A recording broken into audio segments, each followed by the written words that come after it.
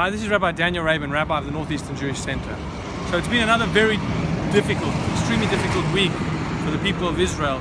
Many terrorist attacks, tragedies, very scary events occurring in the Middle East right now in Israel and for our brothers and sisters over there.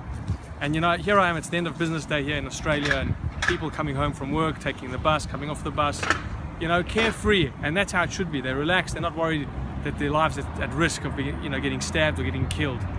Not so for the people in Israel right now. Watching over their shoulders, just going about their daily routine is of course a frightening experience right now. I think that perhaps there's a message from our parshat this week, the portion of Noach.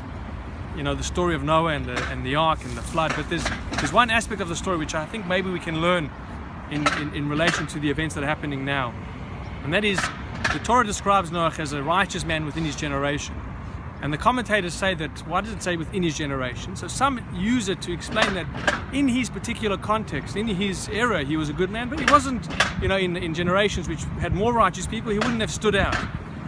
But what aspect of Noah would lead the commentators to say that about him? That perhaps he wasn't so righteous generally, but just in his particular circumstance. And the answer is, some say that Noah, he saw so much negativity and tragedy and terrible things going on around him, but yet he was only focused on himself, on him and his family. He didn't care that there was all this terrible things going on in his surroundings. And perhaps we can take the message not to be like Noah in that instance, and just to ignore the facts and ignore what's going on. And sometimes you feel a bit helpless, and you think, well, what use does it share a Facebook status or support Israel? But perhaps it does make a difference, and perhaps those in Israel do appreciate what we do.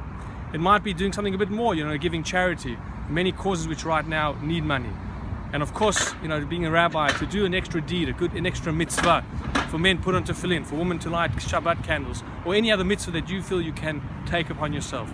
So please God, in doing these good things, in spreading light, in spreading goodness, and standing up for Israel, we should only hear of good things out of our holy land.